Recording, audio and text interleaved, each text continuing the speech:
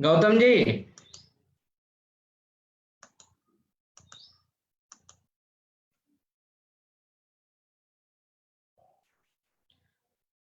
Gautam ji, can you check your voice?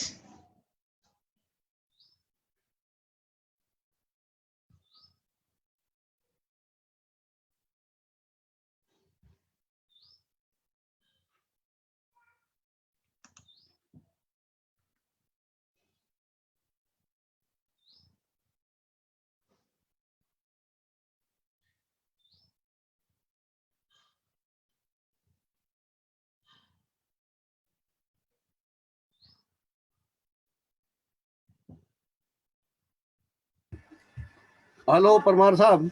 हाँ, जय भीम। जय भीम सर। 1 घंटे बाद बात करूंगा सर, प्लीज।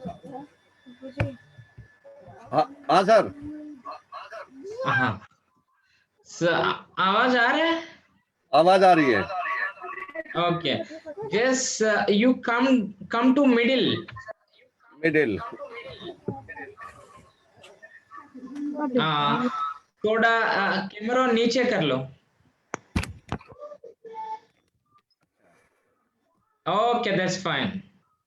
वो लाइट लगा दो ऊपर। ऊपर लाइट समट good. Yeah, it's good. Okay. Yeah, it's good. So people are joining. Pardon? So people are joining. अच्छा अच्छा, राइट।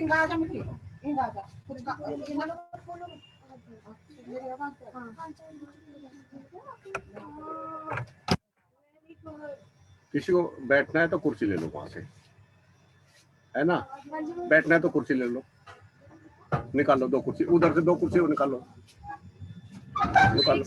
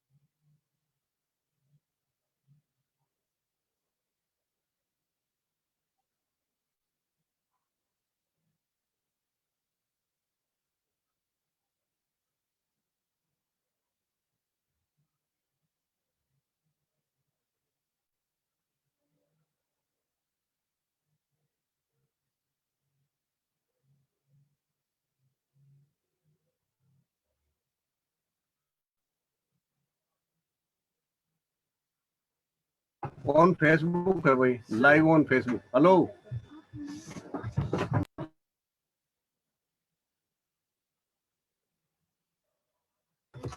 सब पे लाइव।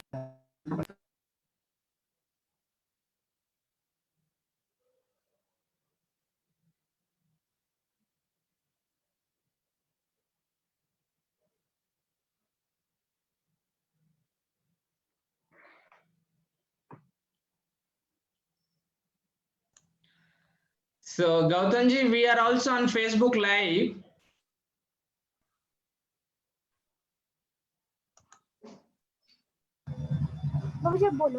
Hello Yeah, Gautamji. जी, So we are also on Facebook Live. Right sir. So people are also watching on. क्या हम इसको रखो?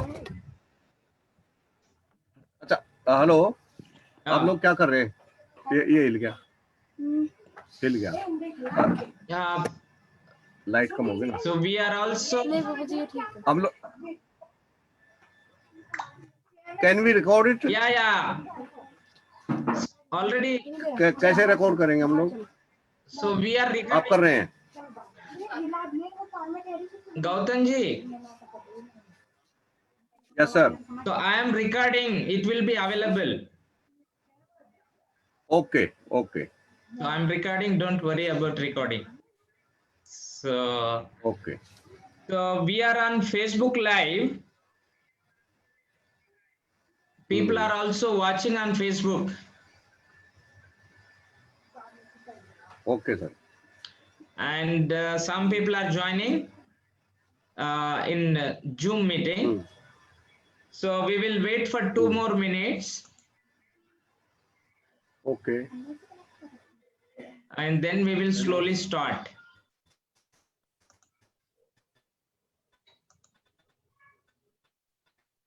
चले जाओ।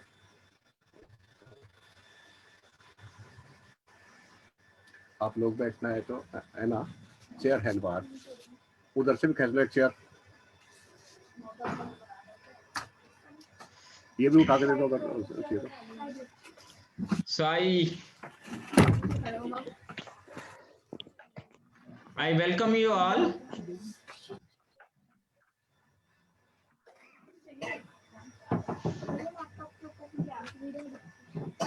For today's lecture on Shailendra Kumar. Just we are waiting for 2 more minutes and then we will go for. भी आगे बोलना है। तुझे तो सुनाई नहीं दे रहा, तू ही नहीं सुन रही खुद, मैं क्या बोलूँगी?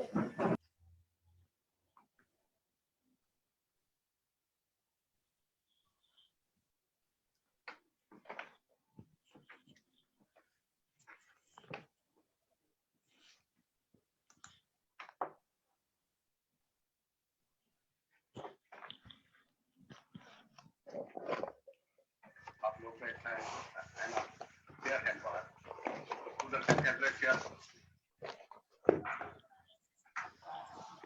ये भी उठा के दे दो अगर।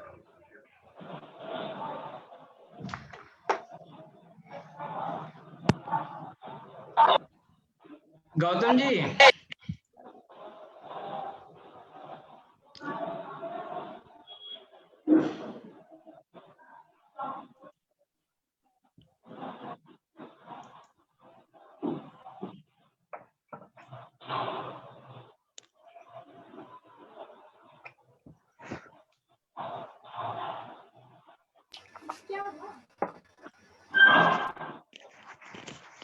Gautam ji.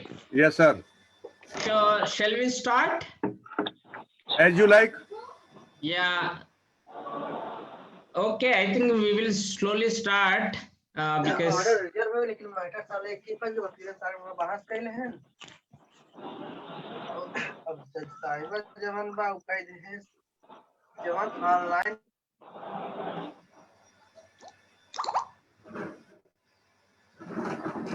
Okay, so good evening to everyone. Gautam ji, I am starting. Okay. Okay. Okay. So good evening to everyone.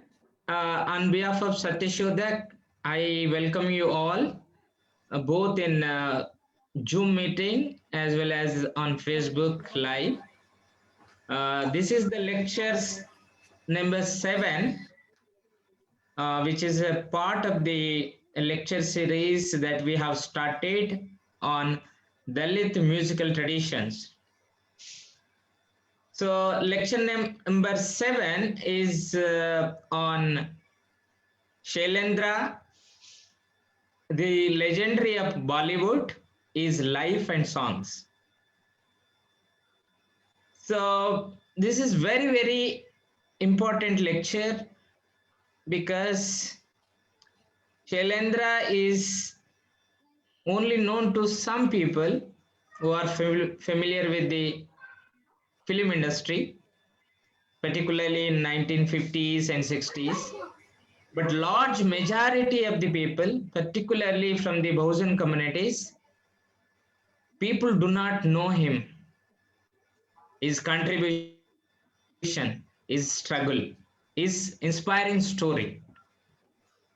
So we thought that there is a need of conducting a lecture on Shailendra. So this is the lecture series that is we have started on Dalit musical traditions, because music is largely meant for the upper class, upper caste people, art, music, aesthetics.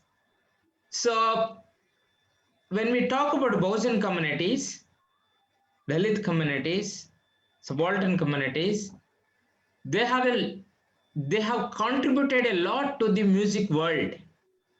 They are the creators of the music. They are the creators of the music instruments. And yet their contributions are not recognized. And their contributions are reduced to the only folklore. And universities, institutions not taken seriously. So that is why I thought there is a need to engage and document, have a deeper understanding on Dalit musical traditions. And so that is how we have begun this lecture series, and successfully we are completed 6 lectures. This is the 7th lecture. As I told you that there is a lot of discussion on Bollywood and regional film industries, but Bollywood became a major industry in India. But however, when we look at from the Bahujan perspective, I think you will come across many realities. Question of representation, both in producers, actors, artists, technicians. What is the representation of the Bahujan communities? So it's a big question. Is it they are not there because they lack talent, creativity, or they are excluded from the Bollywood or other film industries? But however, and the people like Shailendra have contributed a lot to the Bollywood industry in general, and songs that are very popular in Bollywood across India. Generation of the generation, they are listening to the Shailendra songs. Shailendra born in 1923 and he died in 1966. He was a poet and he was a lyricist, he was a producer, and is a legendary who inspire us, and his contribution towards producing the range of songs clearly shows his commitment, his vision, his talent. So I think this is very important lecture for to talk about Shailendra contribution and life. We have today S.S. Gautam ji, who is well known Ambedkarite, Bahujan intellectual, who who started Gautam Book Center, Delhi. And this is the book center which publish and spread the Bosan literature and Ambedkar literature and anti-caste thinkers. So you could see background of Gautamji, and that is a Gautam Book Center library, and I think he produced a lot of books, particularly on Bosan movements. He himself is a intellectual writer, and if you see his writings, it's very, from literature to politics to on anti-caste thinkers. So he himself wrote a book on Shailendra. I think that is the one of the very, very, very important contribution to the Shailendra life. And you can purchase from Gautam Book Center, which is available. I think he will show you that book, what he has written. Not only he's written on Shailendra biography, he also produced volumes on Kanshiram.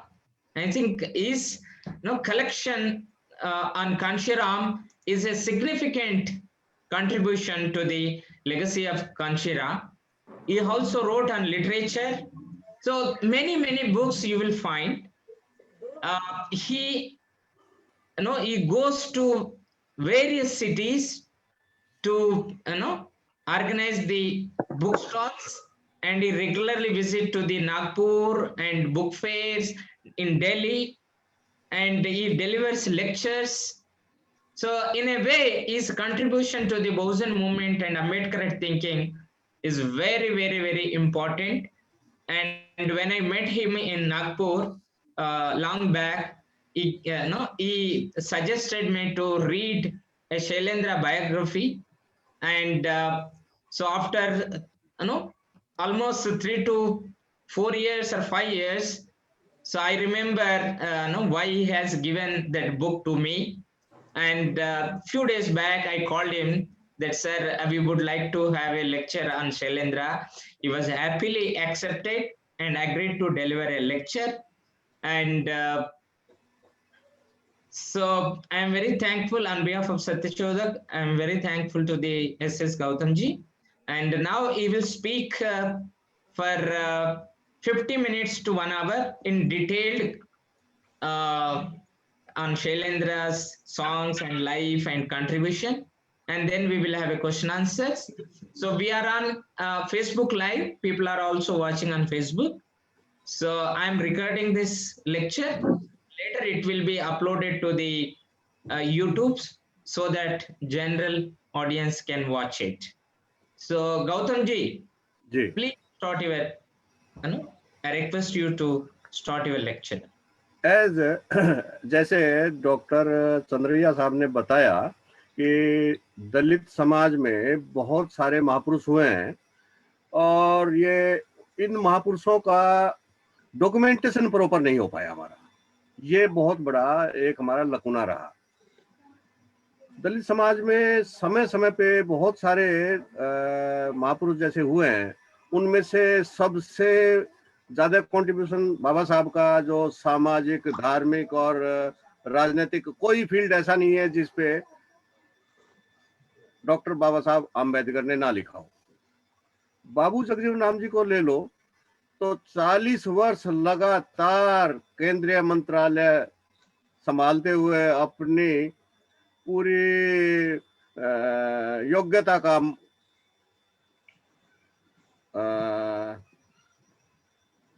का लोगों से मनवाया उन्होंने। इसी प्रकार से जैसे कांशीराम जी आते हैं तो कांशीराम जी ने भारतीय राजनीति की दिशा ही मोड़ दी। खैर ये सामाजिक और राजनीतिक कंट्रीब्यूशन है, लेकिन इन सब से अलहदा अगर हम थोड़ा सा मुड़ के देखें तो फिल्म इंडस्ट्री में शैलेंद्र जी का कंट्रीब्यूशन भी कम नहीं है। बहुत सारे रिकॉर्ड उनके नाम पे हैं, फिल्मी रिकॉर्ड नहीं, गानों के रिकॉर्ड नहीं, बल्कि बहुत सारी जगहों पे जो चीजें उन्होंने स्टार्ट की हैं वो बहुत ज्यादा हैं उनके उसमें। तो इस श्रृंखला में जैसे हम शैलेंद्र जी का नाम ले रहे हैं, उनका कंट्रीब्यूशन और मीन्स व्यक्तित्व और कृतित्व 50 मिनट या 1 घंटे में नापना मापना कहना थोड़ा मुश्किल है, लेकिन मैं प्रयास करूंगा। शैलेंद्र जी का परिवार जो है दूसरी तीसरी पीढ़ी उनसे पहले की वो चली जाती है पाकिस्तान, जो एट प्रेजेंट पाकिस्तान है, उसके रावलपिंडी शहर में। इनके पिताजी वहां नौकरी करते हैं और ये शैलेंद्र जी का जन्म वहीं रावलपिंडी में होता है और उनका जन्म होता है 30 अगस्त 1923 को। ये परिवार उत्तर भारत की चमार जाति की धुसिया उपजाति जो बिहार की है, आरा जिले की, उस जाति में इन्होंने जन्म लिया। इनके पिताजी का नाम श्री केसरीलाल, माँ का नाम पार्वती जी, पार्वती देवी, और शैलेंद्र जी का नाम भी शंकर दास था। क्योंकि बिहार में जब हम देखते हैं तो आज भी दास और राम पे नाम होते हैं और ये वहाँ की दलित कम्युनिटी का एक सिंबल है कि भाई ये नाम से ही झलकता है ये सारा का सारा। परिवारों में झगड़े भी होते हैं और भी सारे मामले चलते हैं जैसे हम समझते हैं। तो ये परिवार रावलपिंडी से शिफ्ट होता है 1939 में और ये आ जाता है मथुरा। मथुरा में इनके पिताजी जो सेना में नौकरी करते थे वो भी यहाँ आके नौकरी करने लग जाते हैं और इनके 3 भाई वो भी सब नौकरी में लग जाते हैं। शैलेंद्र जी ने यहाँ आके गवर्नमेंट इंटर कॉलेज, ये एक रेप्यूटेड इंस्टीट्यूशन होता था उन दिनों, क्योंकि जिले में एक ही गवर्नमेंट की संस्था होती थी। जैसे आजकल हम पब्लिक स्कूल सुन रहे हैं, पब्लिक स्कूल नहीं होते थे, जिला परिषद के स्कूल होते थे, दूसरे स्कूल होते थे, लेकिन गवर्नमेंट स्कूल में एडमिशन लेना आम बात नहीं थी, हर एक आदमी के बस की बात नहीं थी। और शैलेंद्र जी ने वहां आके जो मैट्रिक एग्जामिनेशन दिया उसमें वो पूरे यूपी बोर्ड इलाहाबाद, जो इंडिया का नहीं बल्कि सुना जाता है कि वर्ल्ड का सबसे बड़ा बोर्ड है, क्योंकि उत्तर प्रदेश की पॉपुलेशन भी कई कंट्री से ज्यादा है, उसमें तीसरे नंबर पे आए और वहीं से उन्होंने इंटरमीडिएट किया और इंटरमीडिएट करने के बाद में वहीं की एक रेलवे वर्कशॉप में उन्होंने नौकरी पकड़ ली और इस नौकरी को करते करते उनका स्थानांतरण ट्रांसफर हो जाता है माटुंगा मुंबई में। माटुंगा मुंबई में ये नौकरी करते हैं और नौकरी करते करते जो फालतू समय बचता है उस समय को लेके ये जाते हैं एक प्रोग्रेसिव राइटर्स एसोसिएशन थी जो IPTA, Indian people's theatre association के तहत होती थी। तो उस ये इंस्टीट्यूशन रॉयल ओपेरा हाउस जो पृथ्वीराज कपूर चलाते थे उसके सामने ही होता था। वहां एक रोज जैसे राज कपूर जी किसी कविता का पाठ कर रहे थे, वो था जलता पंजाब, जलता है पंजाब। तो ये जब कविता का पाठ कर रहे थे तो ये बात राज कपूर को बड़ी पसंद आई। उन्होंने कहा कि भाई आप हमारे लिए गीत लिखो। शैलेंद्र जी ने कहा कि नहीं, मैं बिकना नहीं चाहता हूं।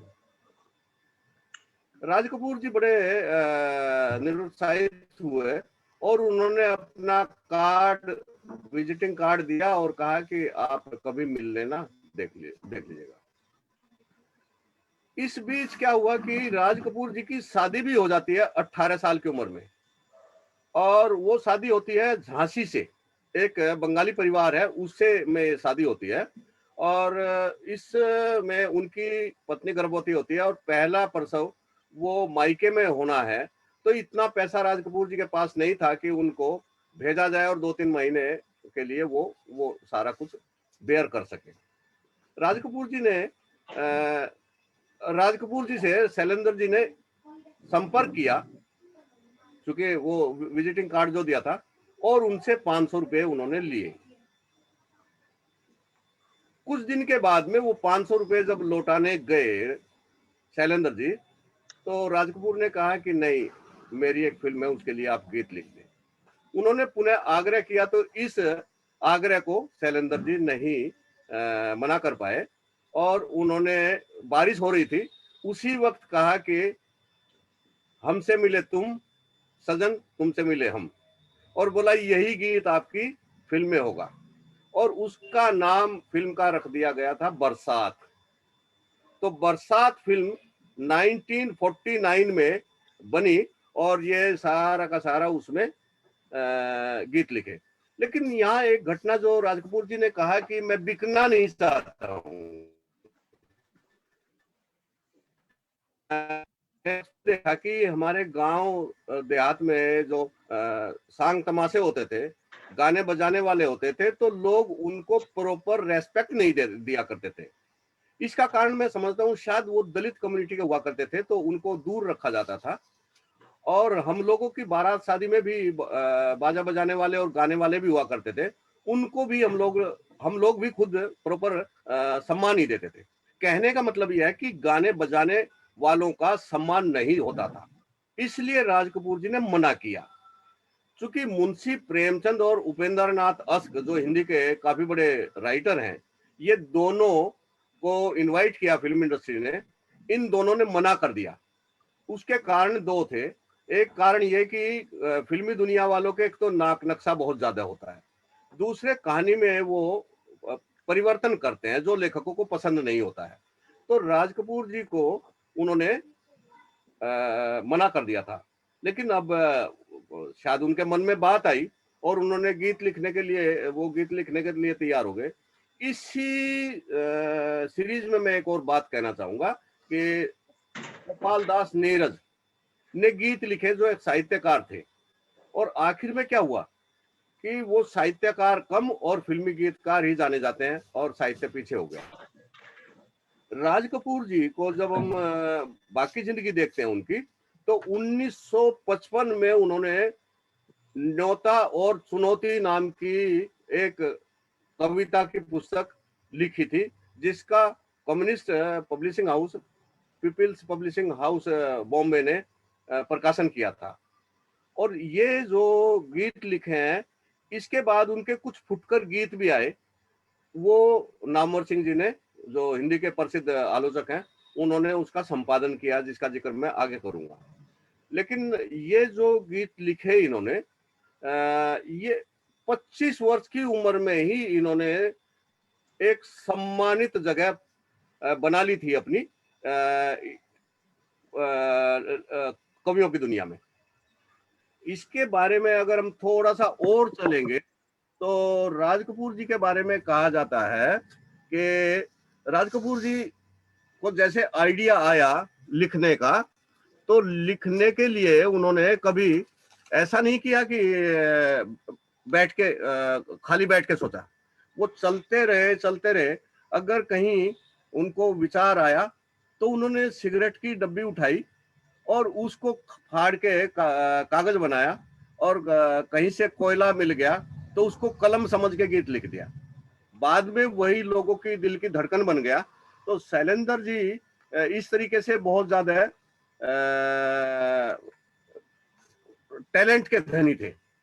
और वो जो मैं बातचीत कर रहा था इफ्टा की, इफ्टा में उन दिनों साहिल लुधियानवी, कैफी आजमी, मजरू सुल्तानपुरी, भरत व्यास, राजेंद्र कृष्ण, शकील बदायूनी, बहुत बड़े बड़े लोग थे।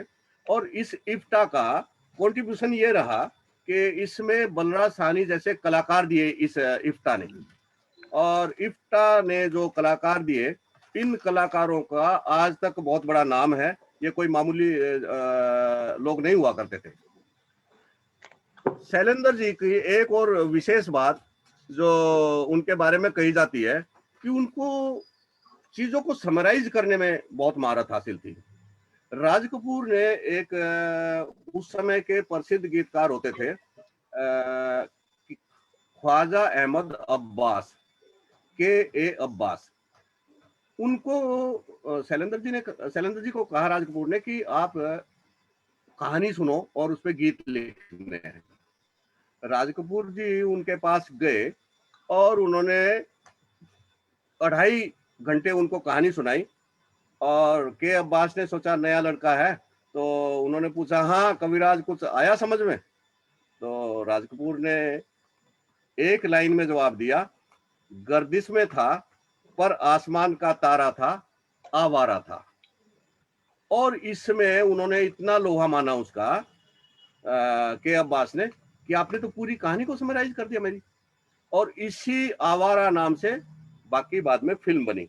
तो ये उनका एक कंट्रीब्यूशन था।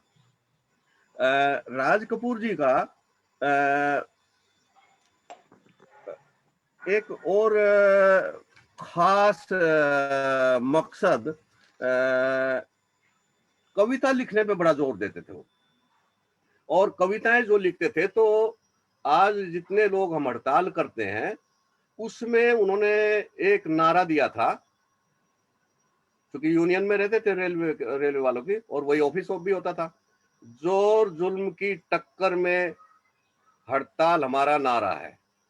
और यही नारा तीसरी कसम के उनके दोस्त फणीश्वर नाथ रेणु ने 1974 में जब रेलवे स्ट्राइक हुई, जो भारत में जानी जाती है, उसमें इसी नारे में एक शब्द को घुमा के हड़ताल की जगह नारा बना के हर जोर जुल्म की टक्कर में संघर्ष हमारा नारा है। और ये आज भी जहां भी हड़ताल होती है, जहां भी लोग इकट्ठा होते हैं, यही नारा सबसे पहले लगाया जाता है।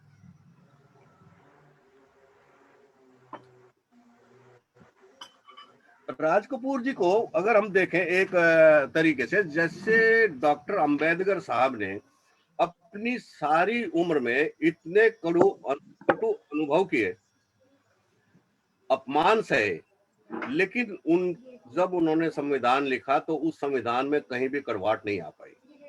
इसी प्रकार से शैलेंद्र जी ने बरसात के गीत लिखने से पहले जितने गरीबी और बुरे दिन देखे, उनकी कड़वाहट उनके गीतों में नहीं है। ये मतलब बहुत बड़ा कंट्रीब्यूशन है एक तरीके का उनके बारे में। तो राज कपूर जी को जब भी देखते हैं हम, तो गीत लिखने में बरसात जो फिल्म के गीत लिखे, उसी फिल्म से 2-3 लोगों को और भी और 2 लोगों को पहचान मिली। एक पहचान मिली नरगिस को, जो 1949 से लगा के 1956 तक, नरगिस की पहली फिल्म बरसात थी। 17 फिल्में उन्होंने बनाई और 17 फिल्मों से उनकी पहचान बनी बरसात से। इसी प्रकार से लता मंगेशकर का पहला गाया गीत भी बरसात में है, और बरसात के गीत इतने प्रसिद्ध हुए कि उनको आज तक लोग गुनगुनाते हैं। अंग्रेजी कवि पीबी शैली कहते हैं, our sweetest songs are those that tell of saddest thought. Hindi में कहूं, सबसे मधुर गाने वे लगते हैं जो हमें दुखदाई विचार का भी एहसास करा दे। शैलेंद्र जी ने जो देखा है उसी को लिखा भी है, बनावटी जिंदगी नहीं जी है। जैसे उन्होंने कहीं भी कहा है, तो खास तौर से उनके गीतों को जब हम देखते हैं, तो गीतों में विरह बहुत आगे जाता है, और आजादी, इसका और जिक्र करूंगा मैं जब उनके गीतों पे आएंगे। लेकिन इस बीच 1-2 घटना होती है कि गीतों लिखते हैं, सारा का तरतीब से कर रहे हैं काम, लेकिन उन्होंने एक फिल्म बनाई, वो फिल्म थी तीसरी कसम। तीसरी कसम उनकी जान ले बैठी। हुआ ये कि शैलेंद्र कवि, गीतकार, अभिनेता, उन्होंने अभिनय भी किया है, संवाद लेखक, क्योंकि संवाद तीसरी कसम के संवाद उन्होंने ही लिखे हैं।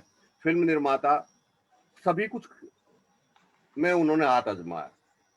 लेकिन तीसरी कसम में उनके साथ हादसा ये हुआ कि ये फिल्म फणीश्वरनाथ रेणु की थी और इंडियन सिनेमा में 3-4 चीजें जो आम हो गई थी, बाथरूम का सीन, मार धाड़, खलनायक, एक खलनायिका, एक विदूषक, ये हुआ करते थे। इन सब से हटके इन्होंने ये स्टोरी लिखी थी और इस स्टोरी को ये ऐसा का ऐसा ही फिल्माना भी चाहते थे। छोटे बजट की फिल्म थी और इसमें ले लिया राज कपूर को। राज कपूर ने जब ये सुना कि शैलेंद्र फिल्म बना रहे हैं, तो राज कपूर को ऐसे लगा जैसे फिल्म इंडस्ट्री में बगावत हो गई हो, क्योंकि इनकी जो टीम थी वो मुकेश, इनके गायक थे, गीतकार शैलेंद्र जी थे और संगीतकार शंकर जयकिशन, कहानीकार के अब्बास और एक्टर अभिनय करते थे राज कपूर। और उसमें से एक आदमी ने कह दिया कि मैं फिल्म बनाऊंगा। तो जब ये फिल्म बगावत, तो उन्होंने सोची कि बगावत कर दी, लेकिन जब उन्होंने स्टोरी सुनी तो वो बड़े खुश हुए, क्योंकि उन्हें मालूम ये था कि इंडियन जो फिल्में होती है उनका अंत सुखद होता है, सारे कष्ट सहते हैं और बाद में पूरी फैमिली को मिलवा दिया जाता है। जैसे आपने जेमिनी और दूसरी एलवी प्रसाद की फिल्में देखी होंगी, इस फिल्म में ये सब नहीं मिलते थे और इंडियन लोग जो है वो सुखद अंत देखना चाहते हैं, लेकिन इसका अंत वैसा था। राज कपूर जी ने जितना पैसा है वो सारा का सारा लोन पे लिया। छोटे बजट की फिल्म थी, फिर भी राज कपूर जी को ले लिया। तो जो बासु थे इनके फिल्म बनाने वाले निर्माता, उन्होंने कहा कि अगर राज कपूर जी आते हैं तो वैसी हीरोइन भी होनी चाहिए, तो महंगी हीरोइन ले ली, वहीदा रहमान।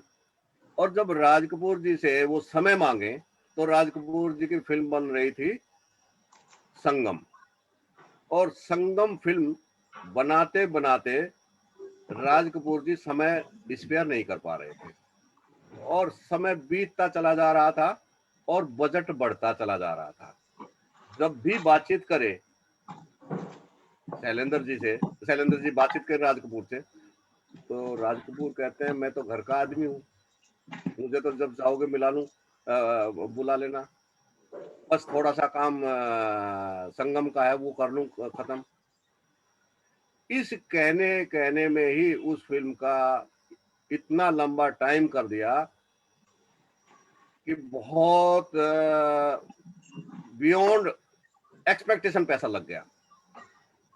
आखिर एक गीतकार की एक फिल्म बनाने के लिए कितनी पूंजी इकट्ठी कर सकते हैं, तो वो सही टाइम पे फिल्म नहीं बन पाई। लेकिन जब फिल्म बनी तो इस फिल्म के बारे में ये भी कहा जाता है कि राज कपूर जी ने मात्र 1 रुपया लिया एक्टिंग के लिए, लेकिन ऐसा नहीं था कि 1 रुपया लिया हो, क्योंकि राज कपूर जी अगर पूरा पैसा शैलेंद्र जी गीत लिखने का पूरा पैसा लेते हैं। हेलो, नहीं, please Gautam ji please continue. Disturbance है थोड़ा, डिस्टर्बेंस था थोड़ा। हाँ प्लीज कंटिन्यू। अच्छा, तो शैलेंद्र जी पूरा पैसा जब लेते थे तो राज कपूर पैसा कैसे छोड़ देते, लेकिन लोगों ने चला दिया कि राज कपूर जी ने 1 रुपया लिया है।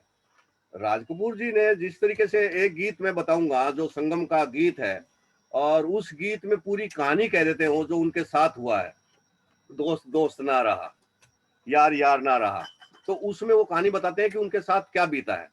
और उस फिल्म का प्रीमियर जो है वो अक्सर फिल्मों के प्रीमियर ऐसी जगहों पे होते हैं जहां कला के पारखी होते हैं, समझदार लोग आते हैं, पत्रकार लोग आते हैं, दूसरे लोग आते हैं। और इस फिल्म को जैसे हैदराबाद का सिटी हो और हैदराबाद के सिटी में ना करवा के अलवाल में या कहीं बाहर की जगह पे प्रीमियर दिखा दें, तो आप सोच सकते हैं उनको मार धाड़ जैसी चीजें चाहिए। और उनको मजा नहीं आया, कला फिल्म थी। जब मजा नहीं आया तो उन्होंने पहले ही दिन कह दिया कि ये तो फ्लॉप हो गई, और ये बात शैलेंद्र जी नहीं सहन कर पाए और उनका निधन हो गया। लेकिन बाद में इस फिल्म को राष्ट्रपति अवार्ड मिला, रूस के फिल्म फेस्टिवल में अवार्ड मिला, और इसका यही नहीं, बंगाली जर्नलिस्ट एसोसिएशन ने भी इसको अवार्ड किया।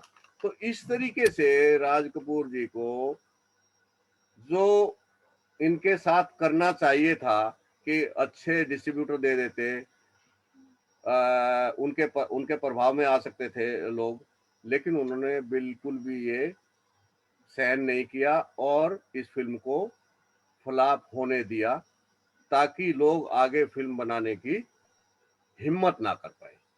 जबकि लोग समझते हैं कि भाई उन्होंने मुफ्त में काम कर दिया, ऐसा कुछ भी नहीं था।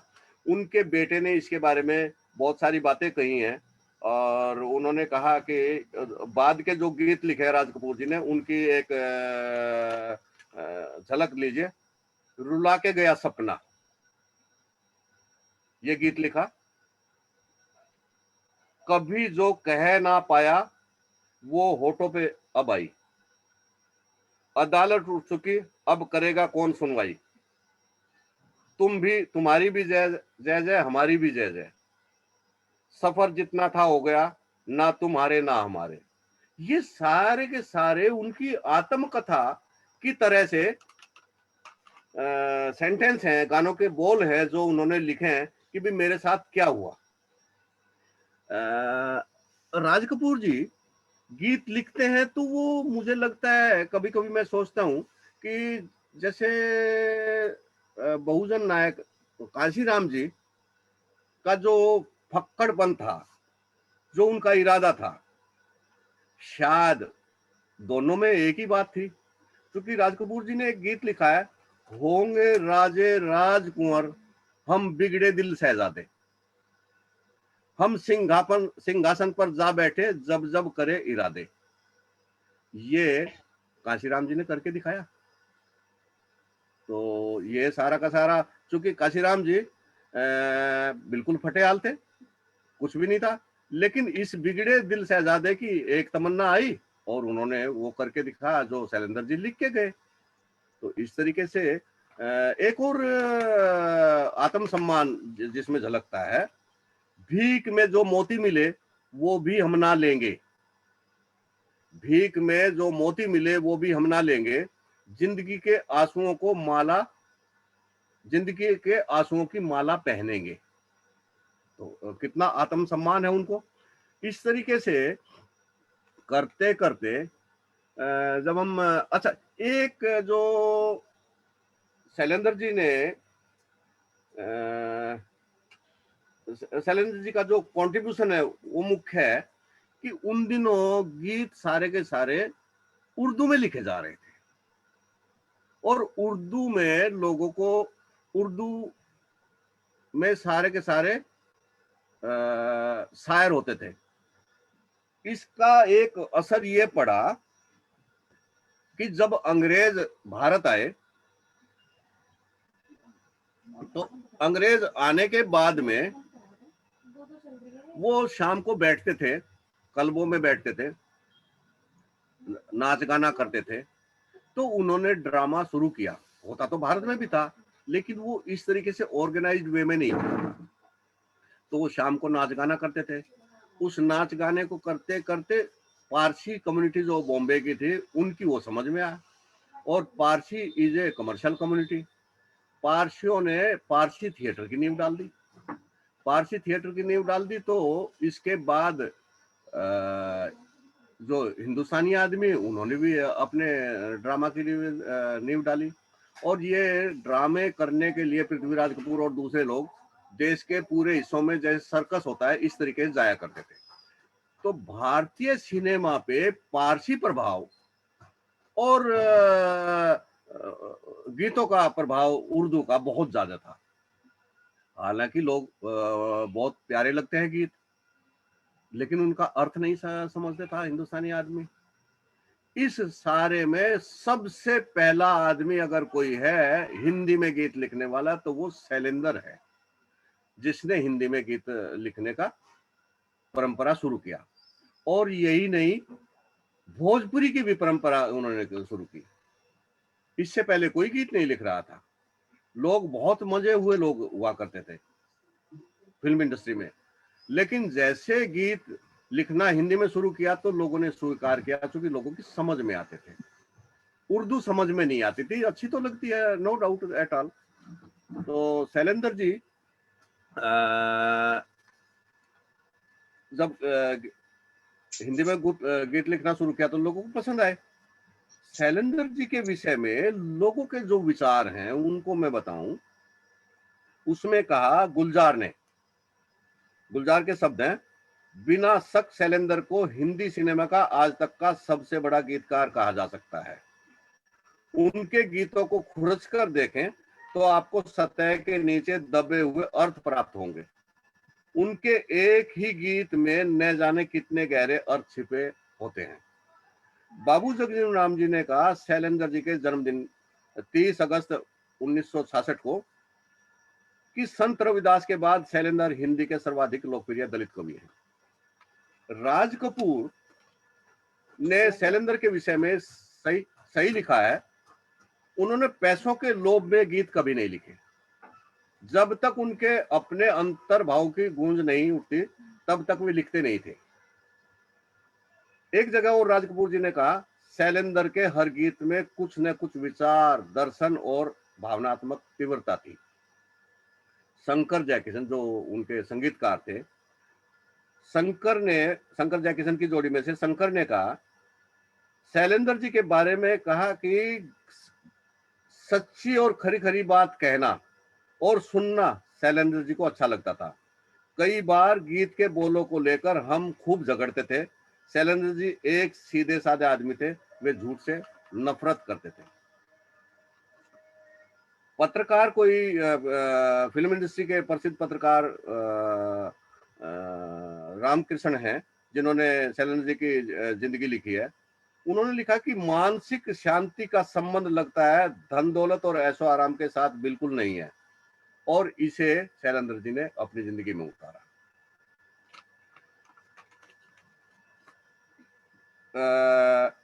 शत्रुघ्न कुमार एक प्रोफेसर इंदिरा गांधी यूनिवर्सिटी में होते थे। उन्होंने कहा इतिहास में कुछ व्यक्ति ऐसे हैं जिन्होंने अपने कार्यों में दुनिया में अपनी अमिट छाप छोड़ी है।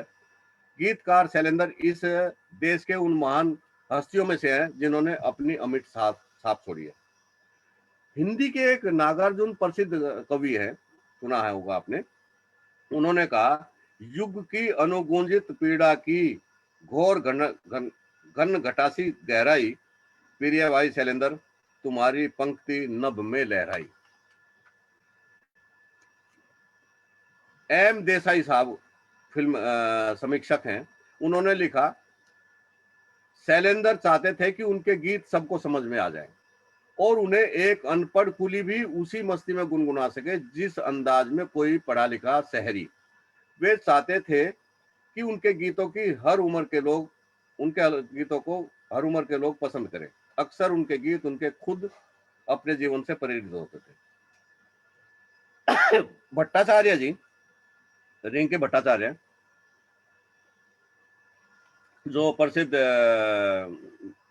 वासु भट्टाचार्य जी की पत्नी थी, उन्होंने लिखा, बड़ी अच्छी टिप्पणी दी है। वे बहुत भावुक इंसान थे जो आसपास घटने वाली घटनाओं से इस कदर प्रभावित रहते थे कि उनके रोमांटिक गीतों में भी अगर आप देखें तो आपको दार्शनिकता नजर आएगी। पर वे गरीबी का महिमा मंडन नहीं करते थे, न ही दर्द को सहानुभूति पाने के लिए बढ़ा चढ़ाकर जताते थे। उनके गीतों में घोर निराशा भरे अंधकार में भी जीने की ललक दिखाई देती थी। बहुत बड़ी बड़ी बातें हैं। नामवर सिंह ने, जो उनके गीत छूट गए थे, जिनकी एक संपादन करके उन्होंने किताब बनाई अंदर की आग, उनकी टिप्पणी है शैलेंद्र की कविताएं सामाजिक सरोकारों से जुड़ी हैं और फिल्मों में मशहूर और आम जनता के चहेते शैलेंद्र जी। वे सही और सच्चे अर्थों में एक जन कवि थे। आजादी के बाद के 3-4 दशक देश के साहित्य, कला और फिल्म के स्वर्ण काल के रहे हैं। वही समय शैलेंद्र का था। इस पुस्तक से जाना कि वे दलित थे, पता ही नहीं चल पाया। जैसे भाई चंद्रैया जी ने कहा, पता ही नहीं चलता था। बलराज साहनी के भाई कथाकार भीषम साहनी का मानना है, शैलेंद्र के हिंदी फिल्मों से जुड़ने से फिल्मी गीत समृद्ध होंगे, उनमें साहित्य का पुट जुड़ जाएगा। गुलजार ने फिर एक बात को दोहराया कि उनके गीतों में बिना शक शैलेंद्र को हिंदी सिनेमा का आज तक का सबसे बड़ा लिरिसिस्ट कहा जा सकता है। ये उनके बारे में लोगों के विचार हैं। शैलेंद्र जी को का जो सम्मान और पुरस्कार मिले हैं, उनके सम्मान में भारत सरकार ने एक डाक टिकट 500 रुपए की जारी की और भारतीय सिनेमा के 100 वर्ष पूरे होने पे भारत सरकार ने एक किताब भी निकाली थी, उसमें भी उनके गीतों को प्रमुखता से लिया गया है। जैसा मैंने बताया, उनकी फिल्म तीसरी कसम को बहुत राष्ट्रपति का पुरस्कार मिला, इससे बड़ा तो कोई है नहीं सम्मान। शैलेंद्र जी को 1958 में बनी यहूदी के गीत ये मेरा दीवानापन गाना है उसका, और 1959 में बनी अनाड़ी के गीत सब कुछ सीखा हमने ना सीखी होशियारी। 1968 में फिल्म बनी ब्रह्मचारी, उसका गीत मैं गाऊं तुम सो जाओ, फिल्म फेयर अवार्ड मिला 3 बार। तो ये उनको सम्मान मिले सारे के सारे इस तरीके से। एक जो मैं बात बोल रहा था कि उनको एक गीत लिखने में, जो वो गीत लिखते थे उसमें फिल्म का नाम पिरो देते थे।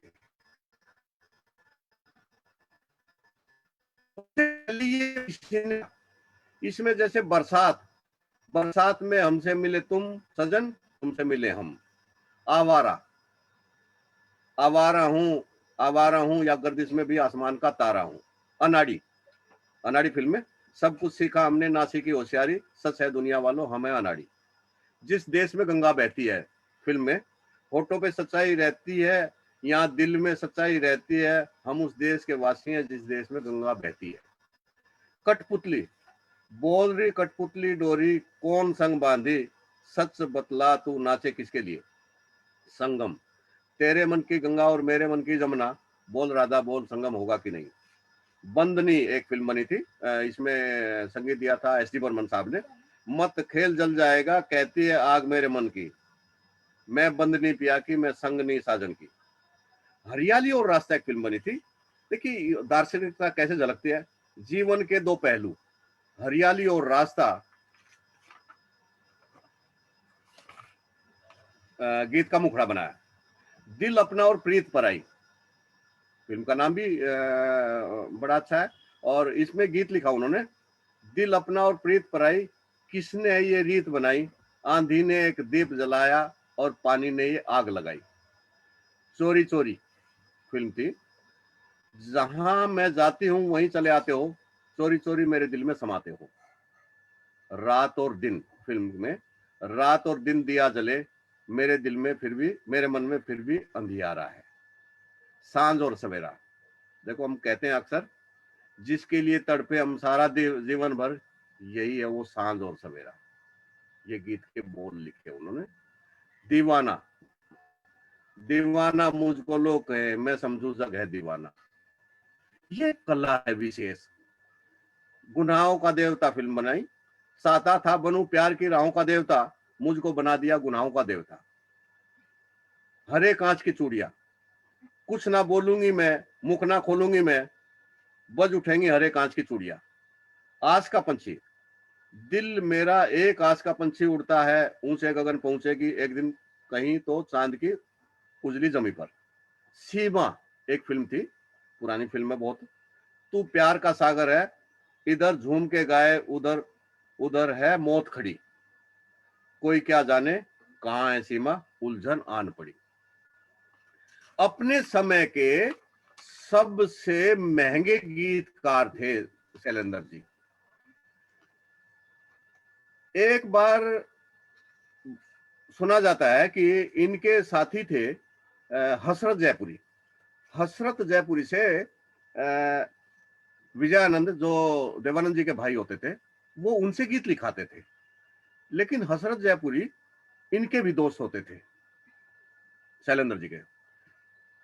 विजयानंद और देवानंद जी इनके पास गए और इन्होंने कहा कि हमारी फिल्म के लिए गीत लिखो। ये बात शैलेंद्र जी को अच्छी नहीं लगी। शैलेंद्र जी ने कहा कि भाई मेरा पारिश्रमिक बहुत ज्यादा है। उन्होंने कहा वो हम नहीं सोचेंगे। सुनते हैं कि आज तक भी उतनी बड़ी राशि किसी गीतकार को नहीं मिलती जितनी धनराशि इन्होंने सोच के कही थी कि ताकि ये मुझसे गीत ना लिखवाएं। लेकिन वो धनराशि देने को तैयार हो गए जो उन्होंने कहा था, और गीत लिखा गया था गाता रहे मेरा दिल गाइड का। एक जो बरसात का गीत है, इनकी आत्मकथात्मक कुछ मैंने थोड़ा नोट किया था। जैसे पहला गीत हो गया बरसात का, बरसात में 3-4 बार आ गया इसका रेफरेंस। बरसात हो रही थी, उन्होंने गीत के बोल गुनगुनाए, बरसात में हमसे मिले तुम और तुमसे मिले हम। और फिर इन्होंने उस फिल्म से जो इनको पैसा मिला उससे इन्होंने घर अपना खरीदा।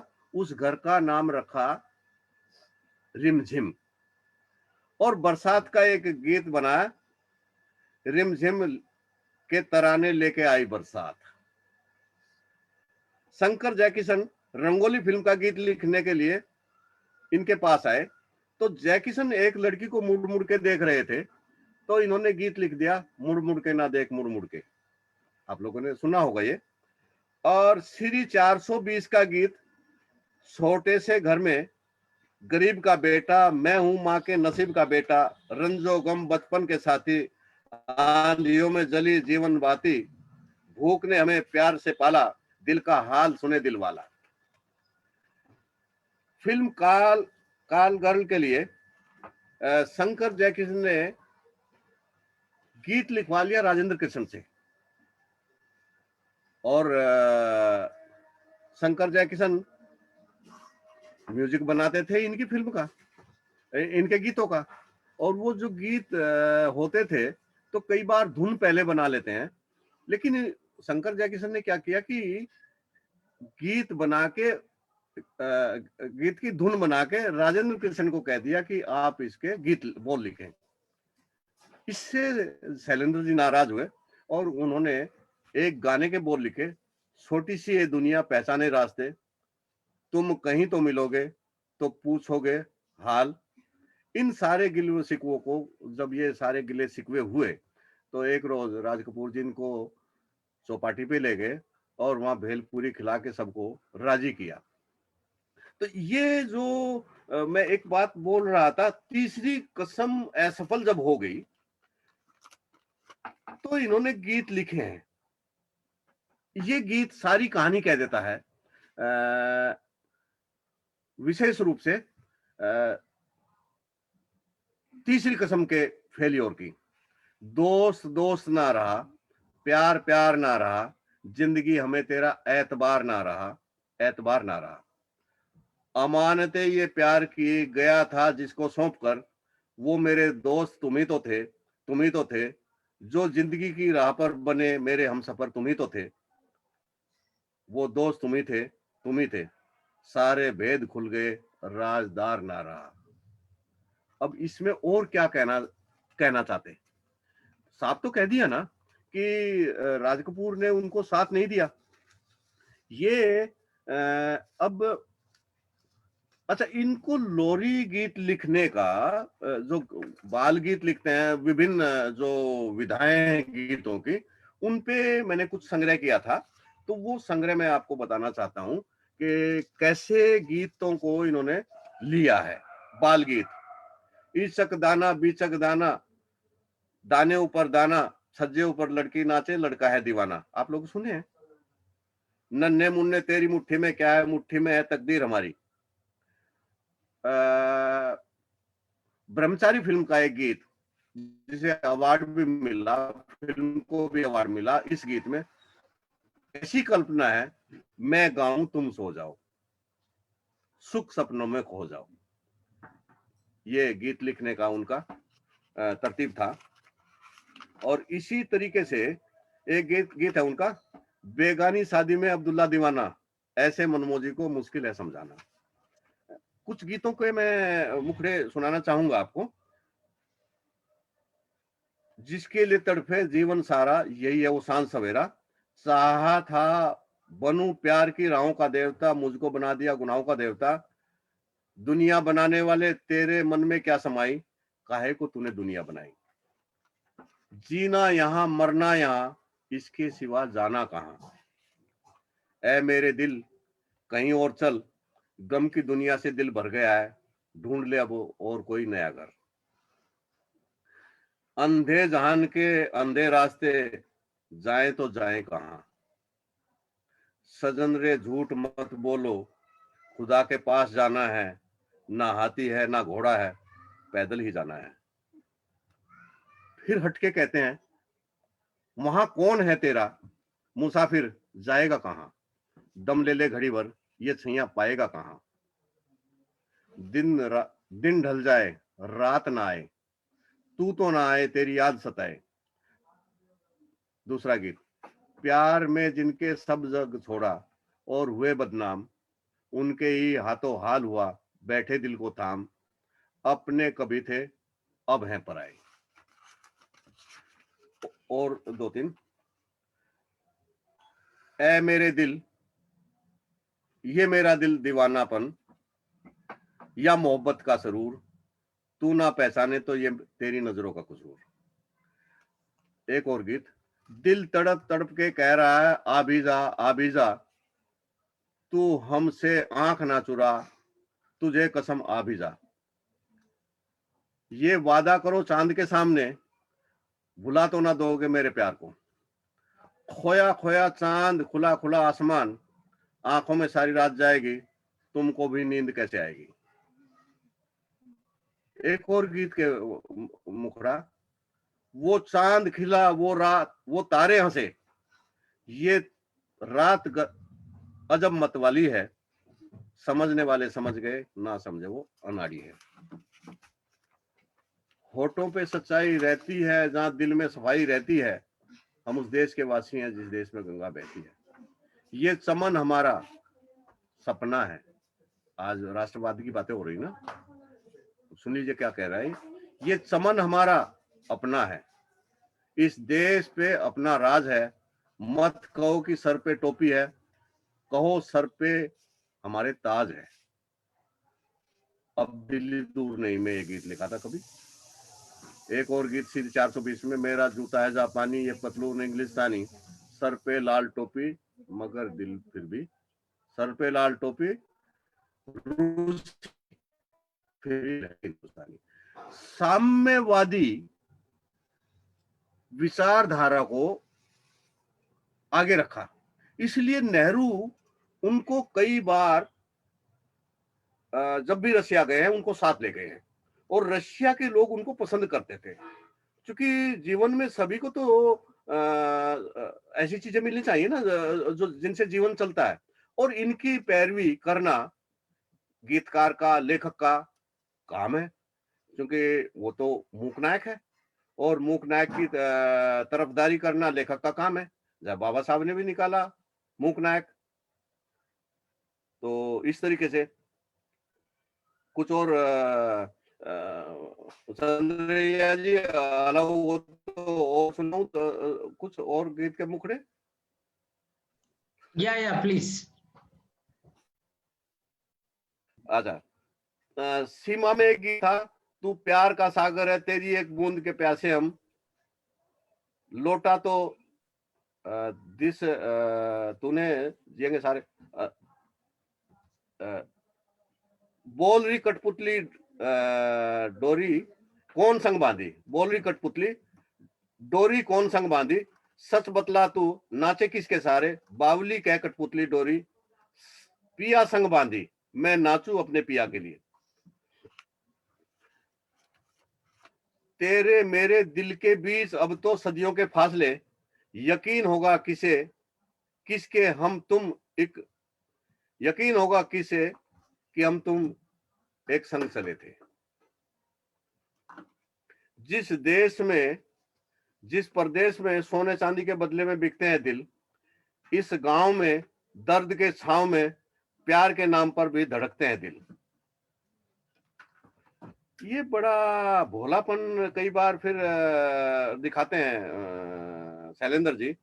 सब कुछ सीखा हमने ना सीखी होशियारी, सच है दुनिया वालों हमें अनाड़ी, ओ जाने वाले लौट के आना, ओ जाने वाले हो सके तो लौट के आना। इस तरीके से वो जो लिखते हैं गीत, बड़ी मुश्किल से 258 गीत लिखे हैं 73 फिल्मों में। टोटल गीत है इनके 850 के करीब, जिसमें साहित्यिक गीत भी हैं और फिल्मी गीत भी हैं। इतना ये जो गीत लिखे हैं ये पूरे पूरे लोकगीत बन गए हैं। आज आम आदमी गुनगुना रहा है, पुराने नहीं बन रहे हैं ये गीत। एक गीत को जितनी बार सुने उतना और मन चाहता है। ये हर किसी को ये विधा नहीं आती है, ये युगों के लिए इन्होंने लिख दिए हैं। इससे पूरी दलित कम्युनिटी का नाम नहीं, हमारा भी सीना ऊंचा होता है जब हम नाम लेते हैं कि शैलेंद्र जी हमारी कम्युनिटी के थे और शैलेंद्र जी ने जो काम किया वो टोटल 18 साल काम किया।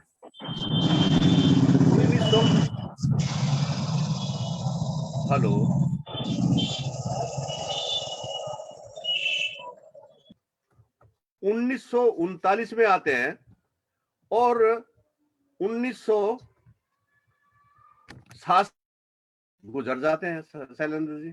टोटल 18 साल फिल्मी दुनिया में रहे, लेकिन 18 साल में उन्होंने इतना बड़ा काम कर दिया कि भुलाए नहीं भूल रहे हैं।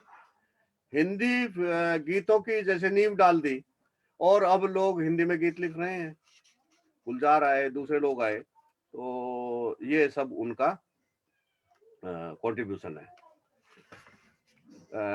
गीत तो और भी हैं, लेकिन मैं समझता हूं कि इतना बहुत है। जो मैंने किताब लिखी थी उस पे शैलेंद्र जी को नेहरू मिल रहे हैं और ये किताब थी मेरी। इसको लोगों ने बहुत पसंद किया और एक प्रॉपर डॉक्यूमेंटेशन हो गया, लोगों के हाथ में डॉक्यूमेंट गया कि भाई ये किताब आई है, और लोग इसको कई बार 2-2, 3-3 बार पढ़ रहे हैं। अच्छा लगता है लोगों को। तो ये शैलेंद्र जी के बारे में जितना हम जान पाए, जितना हम इकट्ठा कर पाए, किताब को तो समराइज करना बड़ा होता है, लेकिन मैंने एक प्रयास किया, शायद आपको ये पसंद आया। धन्यवाद। Thank you, sir. Thank you very much for your very detailed analysis of Shailendra life, his songs, struggle, his contribution towards making Bollywood very important place. But however, the name that is not recognized is a Dalit, born as a Dalit, he struggled as a Dalit, he contributed as a Dalit for the inspiring songs. The minute we deny his identity, I think people deny future of his life, because thousands and thousands of the people have to take inspiration from Shailendra ji. It only will be recognized when Bojan communities, Dalit communities come to know his contribution, his struggle. I think your book really brought that facts and well documented. People will have to read his contribution. So when I come to know about Shailendra ji, so I was trying, no, I googled in YouTube. In YouTube, you will find many videos, his songs, hundreds of his songs you could listen, and there are smaller write-ups in no, in internet. But I request the audience, those who are interested, try to listen his songs, try to read this SS Gautamji book, and take inspiration. I think there is a need to take inspiration from Shailendra ji. He is a multi-talented. I think what Gautamji was rightly pointed out, that he born in a Chamar community, Dalit community, and he associated with the People's Theatre, and then he entered into film industry, and he refused to write songs for money, but later he slowly began to write. He could write a songs which become evergreen, and you could produce songs, both romantics with the people perception about poverty, life experience, and every genre he could write. And his talent, his creativity in Urdu, Bhojpuri also inspire us, because he is the one who wrote songs. The songs names become a title of this cinema. That is a commit, that is the kind of deeper creativity that Shailendra had. And I was just wondering, Gautamji, was there any relation, connections between Ambedkar and Shailendra? Because that was also a period in Bombay. Ambedkar was also very active. And was there any connection between Shailendra and Annabhau Sathe? Annabhau Sathe is also one of the very important writer from Maharashtra, was the inaugurator of the Dalit literature, who inaugurated the Dalit Literary Conference in 1958. So could you throw some light on this? ये जो अन्ना भाऊ साठे है, अन्ना भाऊ साठे भी बहुत छोटी उम्र में गुजर गए, और अन्ना भाऊ साठे की कहानी पे एक फिल्म बनी थी, फकीरा, काफी प्रसिद्ध हुई थी, अवार्ड भी मिले हैं इसको। और एक चीज मेरे से रह गई कि शैलेंद्र जी के नाम से मथुरा में एक रोड का नाम रखा है वहां के लोगों ने, जो पालिका के अध्यक्ष थी, तो उन्होंने कहा कि शैलेंद्र जी ने 16 साल वहां बिताए हैं, तो हम ये नाम रख के अपने शहर का नाम ऊंचा समझ रहे हैं, और शैलेंद्र जी के नाम से हमें सम्मान मिला है। तो ये जो हम बातचीत कर रहे हैं डॉक्टर अंबेडकर का और फकीरा का, इसका अन्ना भाऊ साठे का, आज हम ये सब समझते हैं कि इनमें कुछ समझ होनी चाहिए थी, अंडरस्टैंडिंग होनी चाहिए थी। डॉक्टर अंबेडकर 1956 के बाद साइलेंट हो गए। डॉक्टर अंबेडकर का मूवमेंट साइलेंट हो गया, और यहाँ दिल्ली में जो पार्लियामेंट हाउस पे डॉक्टर अंबेडकर की मूर्ति लगाई 1964 या 67 में, एग्जैक्ट डेट मुझे याद नहीं है, लेकिन 64 या 67 में लगी है। तो उस मूर्ति पे, बाबा साहब की जयंती पे जाने वाले बड़ी मुश्किल से 15-20 लोग होते थे। वो लोग अब तक जिंदा हैं जो लोग कहते हैं कि हम बड़ी मुश्किल से वहां जाते थे।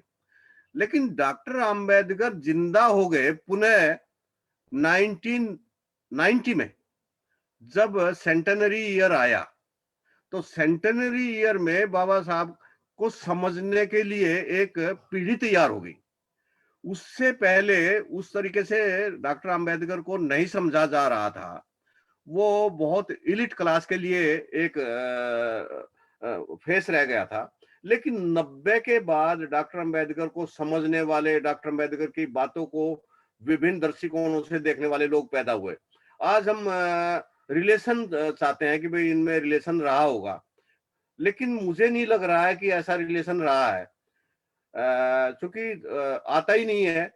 बाबू जगजीवन राम जी ने उनकी मद्रास में एक जयंती, डॉक्टर अंबेडकर साहब की जयंती के टाइम में एक पुस्तक का रिलीज किया, एक पुस्तक को रिलीज किया था। इस बात को भी लोग नहीं जानते हैं। बल्कि हो ये रहा है दलित कम्युनिटी में कि हम आपस में एक दूसरे को उठा के उनको छोटा बड़ा देखते हैं।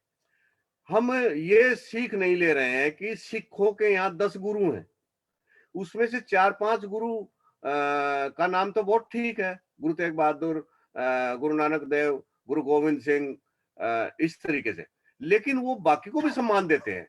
तो इसी तरीके से हमें अपने जो हमारे आइकॉन्स हैं उनका डॉक्यूमेंटेशन होना चाहिए। और इस डॉक्यूमेंटेशन में छोटे बड़े का नहीं है सवाल, सवाल है उनके कंट्रीब्यूशन का। उन्होंने समाज को क्या दिया। इसी सीरीज में मैं चाहता हूं कि जो लोकल लेवल में लोग रह रहे हैं, वहां के जो आइकॉन्स हैं उनका डॉक्यूमेंटेशन करना चाहिए। डॉक्यूमेंटेशन में दलित कम्युनिटी आज भी पीछे रह गई है। जो पीछे रह गई है, तो हमारे से लोग पूछते हैं, हमारे बच्चे, कि हम क्या कर रहे थे। डॉक्टर अंबेडकर साहब तो कर रहे थे जो कर रहे थे, हैदराबाद में भी आंदोलन चल रहा था, यहाँ भी चल रहा था, लेकिन लोगों ने लोकल लेवल पे भी काम किए हैं जिनका डॉक्यूमेंटेशन नहीं हुआ है। तो ये डॉक्यूमेंटेशन बहुत जरूरी है। आप भी इसमें जितने लोग सुन रहे हैं, सब के सब लोग आपस में भी छोटा बड़ा ना समझे, छोटा काम ना समझे। जबान उठानी, जबान खोलनी मुश्किल थी उन दिनों भी, उन लोगों ने बहुत बड़े बड़े काम किए हैं। तो इन सब चीजों को हमें देखना चाहिए। Thank you. Thank you, sir. Thank you very much. And now I request audience within Zoom meeting on Facebook, they can write their questions, comments, so they can also ask in Zoom meeting directly. You can unmute and pose your questions. Yes, Josna madam is asking that are there any other Dalit lyricist in Bhojpuri, Urdu and Bollywood along with the Shailendra? Actually हुआ ये कि बुद्ध के बाद India बिखर गया, राजपूत राज आ गया, छोटे छोटे राज्य बन गए, उनमें पूरा हिंदुत्व आ गया। और इस हिंदुत्व वालों ने हमें पूछा नहीं। इसके बाद मुस्लिम आ गए। मुस्लिम जो आए, आक्रांता, आक्रमण करने वाले, वो सारे के सारे लोग अपने साथ अपने संगीतकारों को भी लाए, और वो संगीतकारों को लेके अपने दरबारों में उन्होंने रख लिया, और वो दरबारी कवि बन गए, दरबारी गीतकार बन गए। और दरबारी बनने से हमारा नुकसान ये हुआ कि हम तो बाहर के आदमियों के चुके अनटचेबल बना दिया। बुद्ध के बाद दलित कम्युनिटी को अनटचेबल बना दिया। तो हमें उन्होंने पूछा नहीं। मैंने एक किताब और तैयार की है, भारतीय संगीत कलाओं और निर्माण के निर्माता दलित, कलाओं के जनक दलित।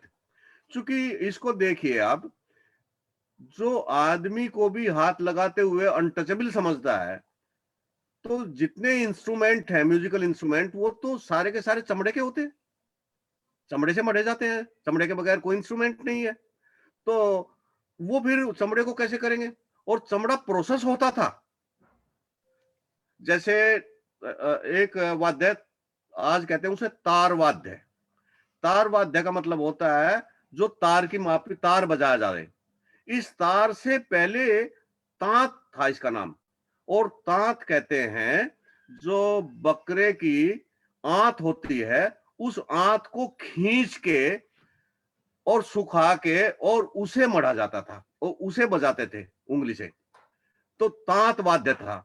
अब ढोल है, डपड़ा है, मृदंग है, सब में चमड़े को बकरे का चमड़ा या दूसरे जानवरों का चमड़ा निकाल के उसे प्रोसेस करके मढ़ा जाएगा, उसमें से बदबू भी आती है। लेकिन ये संगीत जब तक रहा, गीत जब तक रहा, हमारे पास इसे किसी ने सम्मान नहीं दिया। एक नटी नाचती है तो नटी है, एक हीरोइन नाचती है, अच्छे खानदान की नाचती है, जो आज बहुत सम्मान का पेशा हो गया, तो वो कलाकार है। घरों में एक नर्स, घरों में एक आया बच्चों को जन्म देती है, दाई जिसे हम कहते हैं, जन्म दिलवाती है, सारी उम्र बच्चे पैदा करवाती है, उसे हम दाई कहते हैं। 10 रुपए देने के लिए भी हमारे पास नहीं है, पूरी सोसाइटी नहीं देखना चाहती। और उसकी जगह एक नर्स को अगर लाते हैं तो उसे छुट्टी चाहिए, casual leave, annual leave, LTC और ना मालूम प्रमोशन और क्या क्या उसको चाहिए। तो हमारे पास जब तक कोई पैसा है तब तक उसे सम्मान नहीं है। वही पैसा जब उनके पास चला जाता है, एक बंसुरी बजाता है, क्या बजाता है, लेकिन उसको दे देते हैं वो पद्मश्री, पद्म भूषण। तो ये अब हमारे, जब हमें लगने ही नहीं दिया नजदीक, तो कौन गीतकार बनेगा? अभी भी उत्तर भारत का मुझे मालूम है, जो मैंने मैटर इकट्ठा किया है, सारा संगीत हमारे पास होता था, हमारी जातियों के नाम पे है, जातियां बनी है हमारे नाचने गाने वालों के नाम पे, सवर्णों में तो नहीं है। लेकिन आज की तारीख में उन्हें पीछे ढकेल दिया गया है और संगीत उनको उन्होंने ले लिया है और आज वो सेलिब्रिटी बन गए हैं। ये हमारी दलित कम्युनिटी का दुर्भाग्य है एक तरीके से। इसमें फिर से झंडे गाड़े जा सकते हैं। आप देख रहे हैं स्टार नाच गाने के प्रोग्राम आते हैं, गीत का एक अभी खत्म हुआ ना, क्या नाम था इसका, इंडियन आइडल। इंडियन आइडल में वो लोग आगे निकल रहे हैं जिन्होंने कभी सीखा ही नहीं संगीत, देखा होगा आप लोगों ने।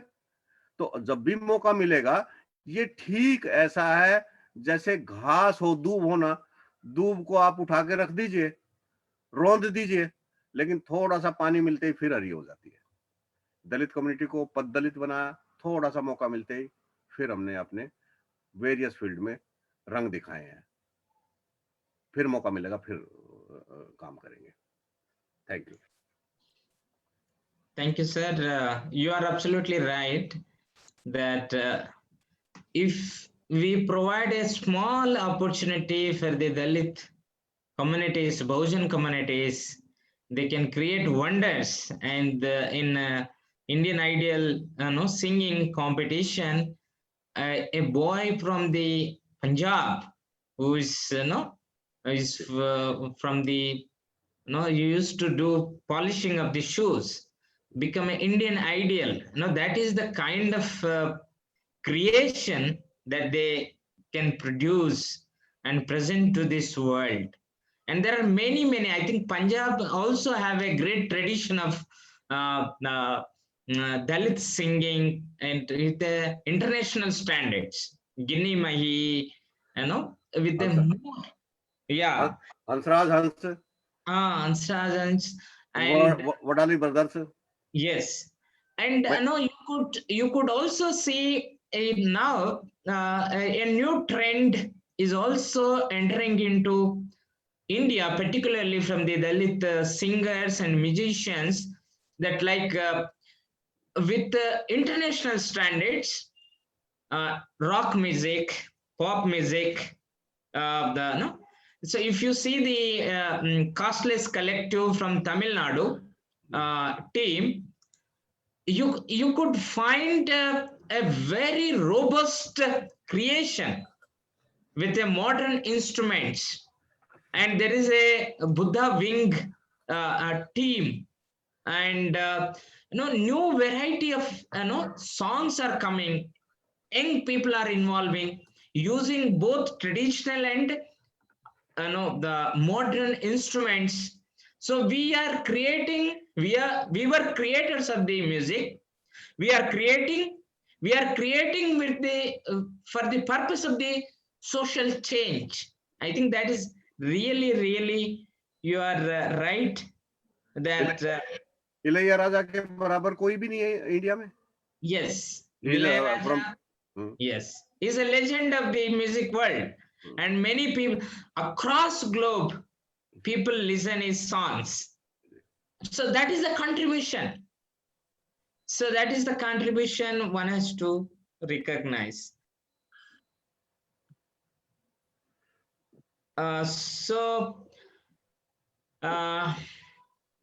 Yes, there are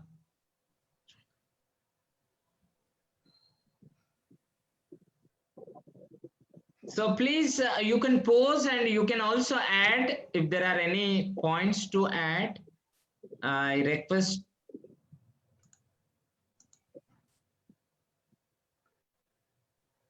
कुछ लोग और भी काम कर रहे हैं फिल्मी दुनिया में, लेकिन वो अपनी कम्युनिटी नहीं खोल रहे हैं क्योंकि काम नहीं मिलेगा. नहीं मिलेगा. जैसे जोनी लीवर है, he is Mahar by community, open है उसका नाम. और दूसरे लोग भी हैं, ये जो लक्ष्मीकांत प्यारेलाल है, इसमें से एक धानुक कम्युनिटी का आदमी है, लेकिन वो बताता नहीं है. तो ऐसे कई लोग हैं जो नहीं बता पा रहे हैं अपना. Okay, so there are people, because this is also a kind of fear that is created in film industries, because film industries, whether it is Bollywood or regional film industries, are hegemonized by some families or some communities. So whether it is acting, directors, producers, so they are all, it's a kind of network in which they are operate and produce the films. So once from the Bahujan communities or Dalit communities, once they release their identity, they think that their career is in danger. So therefore, most of the times they try to hide. So in that way, we will not come to know their exact identities. Hello. Yes. Sir आज का आज का lecture sir बहुत बढ़िया था sir, जितना उम्मीद नहीं था कभी भी. सर आज इतना स्पष्ट किया सर, कोई क्वेश्चन बचा ही नहीं कि मतलब क्वेश्चन पूछने लायक रहे. ऐसा बहुत अच्छा बोले सर. और सर बॉलीवुड में तो काफी ऐसा नाम है कि जो सिंगर भी हैं, एक्टर हैं, लेकिन उनका नाम कभी शो नहीं होता कि ये शेड्यूल कास्ट है, यहाँ कोई सिंबल हो कि हाँ ये शेड्यूल कास्ट हैं. बल्कि सर जो बहुजन बुट चल रहा है सर इस समय, अभी उनके एक मेंबर से मेरी बात हुई थी बहुजन बुट के, तो बोले कि लॉकडाउन के कारण फिल्म नहीं बन पाए, अन्यथा 5 फिल्में बनाने का इरादा था इस 2020 से 21 के अंदर. फिर हो सकता है वहाँ भी शेड्यूल कास्ट के नाम हाईलाइट होने के चांस है वहाँ पे. जी सर. अड़चन बहुत है. सैराट फिल्म बनाई थी, वो भी दलित कम्युनिटी से था, तो लोग आगे नहीं आने दे रहे हैं. ये हमें ही आगे नहीं आने दे रहे हैं. सवर्ण में भी लोगों ने ग्रुप बना के काबिज हो गए हैं लोग अपने पैसे पे. फौज में जो लोग गए हैं उन्हीं की फैमिली चार पीढ़ी से जा रही है. तो सीए बने हैं वो 4 पीढ़ी से हैं, वकील है 4 पीढ़ी से हैं, जज है 4 पीढ़ी से हैं, डॉक्टर है 4 पीढ़ी से हैं. जहां देखो तहां लोगों ने वो पूरी तरीके से काबिज हैं. तो ये सारे के सारे में जाना आपका टैलेंट ही काम करेगा, बाकी कोई दूसरा, there is no substitute of hard work.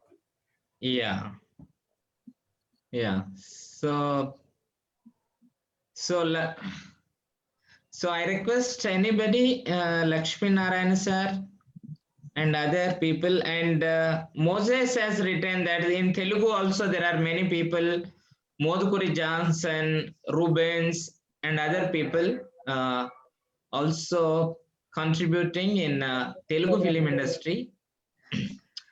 Because I also, this is also point to discussion that in Tamil, Tamil film industry, Ilayaraja, Paranjit, Castless Collective. So somehow, how come a Dalit background person, Ilayaraja, can become a legend of the music, whereas in other film industries, it is very hard to find. Assamese जो है असम वाली में Bhupendra Hazarika, he is Dom by caste, Okay. Dom by caste. और ये जो हजारिका है, उनके पुरखे सेना में थे, 1000 आदमी के ऊपर काम करते थे, इसलिए उनका गोत्र बना, सरनेम बना Hazarika. Okay. He is our person. Okay. लेकिन उसको भाजपा ने उस तरीके से ले लिया है कि भाई उसको पता ही नहीं होने दे रहे वो लोग। बहुत सारे लोग हैं हमारे। Okay. Yeah. So anybody, you can add question, comment. There are, yeah. Lakshmi Narayan sir. Yes. Hello. Hello. Yeah. Hello, sir. Yes. Thank you. Just proceed, sir. No problem. I'll listen. That's all. Okay. Nothing to So say from my side. okay. So many people appreciating the lecture from Facebook. Those who are watching, so they are also suggesting that there should be a proper documentation on the contribution of Dalits' contribution to music world, their life struggle, all that. And there is also suggestion that Shailendra's biography has to come in English so that it will be known to many people. Jabim sir, can I put out some points? Yes. I'm Jyotsna speaking from Bhilai. Okay. Sir, how can we as a collective help such musicians or the who are working in Bollywood to come forward without fear, and with their other people of our community get inspired? Because many people who are good in singing and writing also, they are afraid that once we go to Bollywood or film field, we won't get recognition and we may be very much insulted. All these fears are there. So I think we can hold seminars highlighting like a great legend like Shailendra sir's songs and all. It may be inspiration, because you believe it or not, this is the first time I came to know that he belongs to our community. So many people will be like that, and he has written such beautiful songs. Now I listen, I am very good admirer of these songs, but I never knew that it belongs to. So this type of positive energy will be developed. Yes. So we can hold who are very, I don't know exactly, I heard even Sonu Nigam is also belongs to our community. I don't know how far it is right. So many people are there. So we can also, I don't know how we can give them positive energy, that you should not be afraid. It's not that we have to go on telling that I belong to this caste and all. But anywhere, if there is some negativity or insulting, or they're not getting chances, they should bypass all these things, and whatever talent they're having, at least we should know, our community should know, because we get inspiration. So such things, anything can be done. Yeah. I just wanted to. So Gautamji, Yes, did sir. you listen? So how people can encourage these kind of talents in Bollywood, in other industries, what is the way? Actually आदमी victimise होता है और हर एक आदमी में इतना हिम्मत नहीं है कि वो उस सारे को फेस कर पाए। तो ये विशेष रूप से जो आदमी प्रसिद्ध हो जाता है उसे फील्ड में कम से कम आ जाना चाहिए कि अब उसे कुछ और प्राप्त करना नहीं है। और हमारा आदमी इस सारे को जो टॉप पोजीशंस पे बैठा है वो छोटे आदमी को शेल्टर नहीं देता है, इसलिए छोटा आदमी भी उसको रेस्पेक्ट नहीं देता है। बड़े आदमी की मैं बात बताता हूँ, वडाली ब्रदर्स क्लासिकल गाते हैं पंजाब से, 2 भाई हैं, आप लगाएंगे इस पे यूट्यूब पे तो वडाली बंधु करके लगाइए। उनको पद्मश्री मिली, पद्मश्री का जब लेटर गया तो वो पद्मश्री का लेटर उन्होंने रख दिया सर के नीचे और उसे किसी ने देखा ही नहीं। अब जब वो शर्मा के हास्य शो में आया, अभी क्या नाम है इसका, कपिल शर्मा के शो में आए तो उनसे बातचीत हुई कि आपको कभी सम्मान नहीं मिला, तो उन्होंने कहा एक लेटर तो आया था, हमने वो देखा ही नहीं, और जब वो लेटर देखा तो उसमें पद्मश्री उनको देने के लिए आया था। तो इस किस्म के लोग भी हैं जो इन अवार्ड से भी ऊपर है हमारे, वो इन सब को भी समझते नहीं, लेकिन उन्हें ये बात खोल के कहना चाहिए और इससे थोड़े दूसरे लोगों को भी ट्रेंड करना चाहिए। जैसे अभी आप लोग लेखन के काम में आए हैं, लिख रहे हैं, तो जो लिख सक रहे हैं वो दूसरे लोगों को लिखने के लिए भी कहें, तो जब हम लिखेंगे तो वो डॉक्यूमेंटेशन होगा। इसीलिए हम ब्राह्मण कम्युनिटी को पीछे नहीं कर पा रहे हैं, ब्राह्मणवादी साहित्य को, कि उन्होंने उसे डॉक्यूमेंट कर दिया, अब हम उसे काटे कैसे काटेंगे। अब वो एक बात उठा के ले आता है और जब बात कहता है तो हम उसे काट नहीं सकते क्योंकि लिखा हुआ है और झूठ लिखा हुआ है। अब झूठ को काटने के लिए मौखिक रूप से कितनी बार कहेंगे, उससे नहीं चलेगा। आप लिखें, इन सब का डॉक्यूमेंटेशन करें। मैं जैसे कह रहा हूँ, बहुत सारे लोगों को मैं अपील करता हूँ कि वो अपने रीजनल लेवल पे इनका सबका, जब भाग्य रेड्डी वर्मा है, आज तक भी हम लोग एक नॉर्थ में नहीं जान पा रहे हैं। जैसे MC राजा है, R श्रीनिवासन है, एन शिवराज है, इनके बारे में हम जानते नहीं नॉर्थ इंडियन। ऐसी नॉर्थ इंडियन के बारे में साउथ इंडिया नहीं जान पा रहा है। अब हमें डॉक्टर अंबेडकर साहब ने जो एकलव्य का अंगूठा था काट लिया था, वो अंगूठा तो वापस मिल गया। अंगूठा प्रतीक है कलम का, अंगूठा प्रतीक है तलवार का, तो अंगूठे के बगैर तो पकड़ा नहीं जा सकता, ना तलवार पकड़ा जा सकता ना कलम। अब तो डॉक्टर अंबेडकर ने हमारा अंगूठा दिलवा दिया ना एकलव्य वाला वापस। तो अब हमें इसका भरपूर प्रयोग करना चाहिए, लिखने में भी, एक्टिंग करने में भी, सभी तरीके से। अब सारे रास्ते खुले हैं। आज मैं आपसे बातचीत कर रहा हूँ चंद्रैया जी, ये डॉक्टर अंबेडकर की मेहरबानी है कि आप मुझे जान रहे हैं, मैं आपको जान रहा हूँ। नहीं तो हैदराबाद हमारे लिए बाजू का 2 किलोमीटर के गांव के आदमी को हम नहीं जानते थे। तो अब हमें इसे फुल फ्लैज्ड फैलाना चाहिए लोगों को, और आप जैसा कहेंगे वैसे कुछ लोग और भी आएंगे। Thank you. Thank you, sir. Thank you very much. So your lecture is, so people are watching from Kerala, Tamil Nadu, Delhi, Andhra Pradesh, Telangana, Uttar Pradesh, Bengal. So many people are watching across India. So it was, everybody is appreciating. So if there are any questions, otherwise we will conclude this lecture. So I think we will conclude.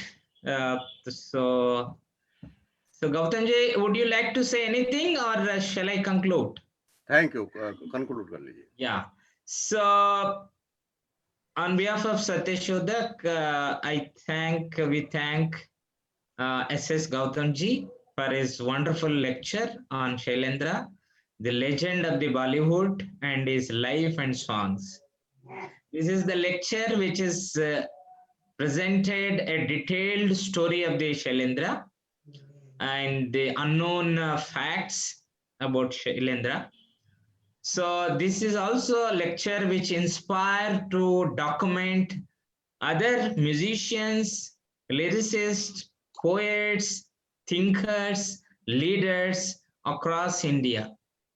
So with this note, those who are watching, those who are listening this lecture, so it is also a message for us to document, trace out, explore the forgotten legends of this modern India. So we are recording this lecture. We will be uploading to YouTube for those who are missed this lecture. So I thank participants who are in Zoom meeting, and also I thank participants on Facebook Live. So thanks for your comments, suggestions, and opinions. And thank you very much. So I'm concluding this. Jai Bhim. Thank you.